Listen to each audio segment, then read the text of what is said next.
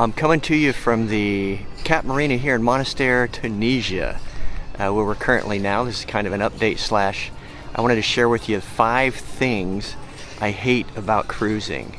It's not that I hate cruising, it's just that I hate about cruising in general. So here they are. Let me start by sharing what Eric Hiscock wrote in his book Sailing and Cruising Under Sail. Those who take part in sailing pit their knowledge and skills not against a human opponent for kudos or gain, but against the sea in all its moods.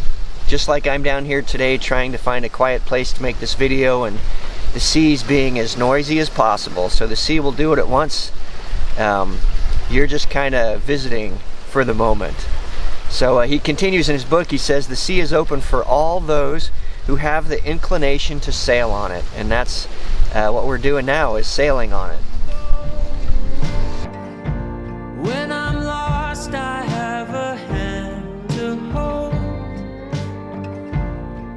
Take refuge in the shelter you've given me. First, let's start off with number 5. Outboard Motors.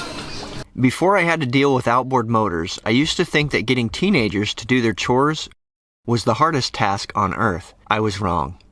Outboard motors can be like the most temperamental and sometimes lazy things in the world. For such a simple device, it seems to me there have been so many issues with starting and running consistently, and our outboard is even new.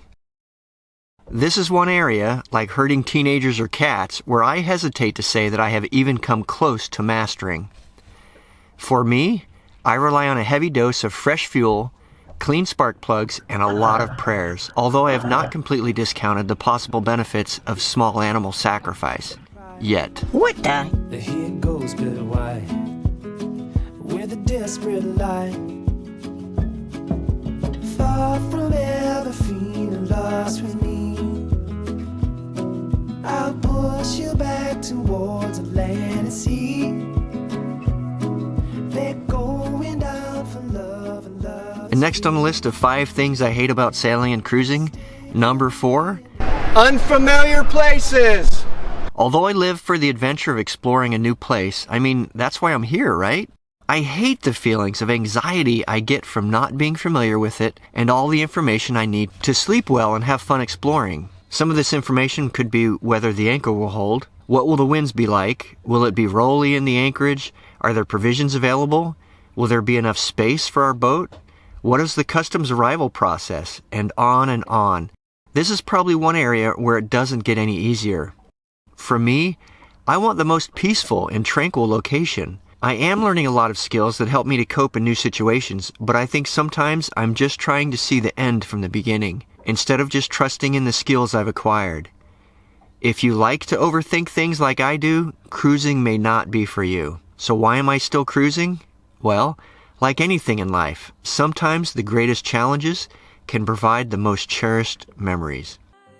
I'm also learning that peace and tranquility, well, it's not a location, it's a state of mind. You're my sunshine, you're my best times, you're my anomaly. And I'd choose you in 100 lifetimes. I'd choose you. And next on the list is number 3. I hate the weather. Okay, some of you are going to say that everyone knows you can't control the weather. I mean, I'm a pilot. I know a lot about weather, right?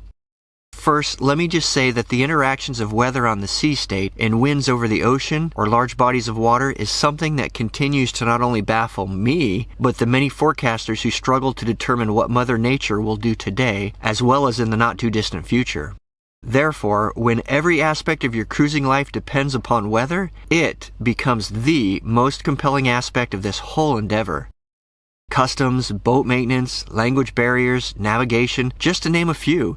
Though they may be difficult to navigate, they are much more forgiving to the unlearned than weather can be. The weather can often be your friend, but if you fail to comprehend its nuances, it will dash you and your dreams quickly upon the unforgiving rocks. I'm not trying to say you have to be a meteorologist to enjoy cruising. However, you do need to become a student of weather and the resources available to cruisers. For us, we use a combination of satellite imagery, local forecasts, and several services made for sailors such as Windy and Predict Wind. What's in the sky? Oh, the stars will never see, and I will go with me. Oh, those kisses will never. All right, getting to the top of the list. Next in line is number 2. I absolutely hate and despise anchor alarms. Yes, this is what tells me my anchor is dragging and I may not be where I was when I went to bed. But lose the GPS signal for a moment and you get a false alarm.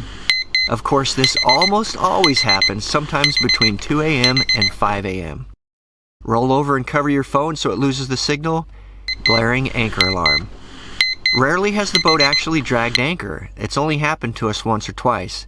It's more likely either I set the anchor alarm wrong or there was a signal error. And now this is why I've learned to leave the chart plotter on so that when the anchor alarm goes off I can hop up and look at it because it's a more accurate source of our GPS location. And if we haven't actually dragged the anchor, then I can reset the alarm and go back to bed for at least another 30 minutes. To counter these alarms, I choose to stay in anchorages which have shallow, sandy bottoms free of rock and weeds. That's my go-to place for anchorages.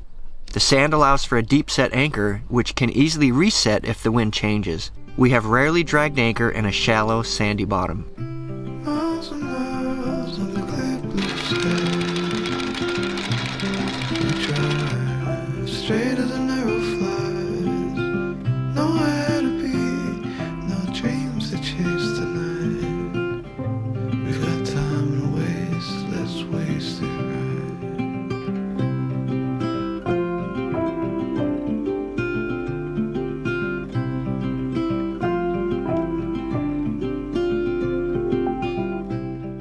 And the number one most annoying thing, the top annoying thing I hate about cruising and sailing is being in charge.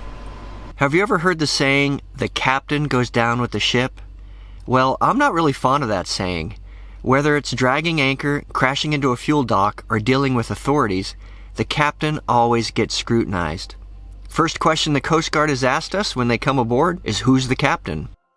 I would love to just cruise around the world being able to choose the destinations while simultaneously being able to pass the buck or even sleep when it's time to get up early and head to the next anchorage.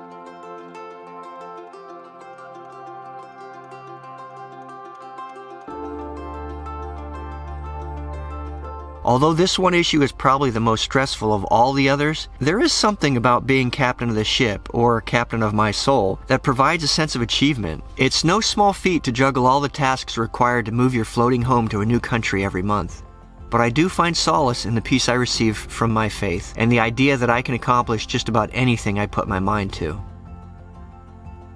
I think it was best said in a poem by William Ernest Henley. Out of the night that covers me, black is the pit from pole to pole. I thank whatever gods may be for my unconquerable soul. In the fell clutch of circumstance, I have not winced nor cried aloud. Under the bludgeonings of chance, my head is bloody, but unbowed. Beyond this place of wrath and tears, looms but a horror of the shade. And yet the menace of the years finds and shall find me unafraid. It matters not how strait the gate, how charged with punishments the scroll. I am the master of my fate. I am the captain of my soul. In conclusion, I think we're all familiar with the importance of staying between the painted lines while driving our cars. Sailing, fortunately, provides the opportunity to safely go outside the painted lines and adds additional dimensions for traveling. However, sailing is often a non-negotiable compromise between the elements of nature and the course we choose to take. Jim Rohn, a mentor of mine, once said, "It's the set of the sails, not the direction of the wind, that determines which way we'll go." This idea has always been a driving principle in my life as I challenged the urban paradigms which surrounded me. However, while on this great big beautiful ocean, we can attempt to battle against the forces of nature, or we can choose to team up with it and see where they lead us. So remember, the wind will always blow, but only you can choose the set of your sails. Until next time, my friends, be good, and most of all, do great things.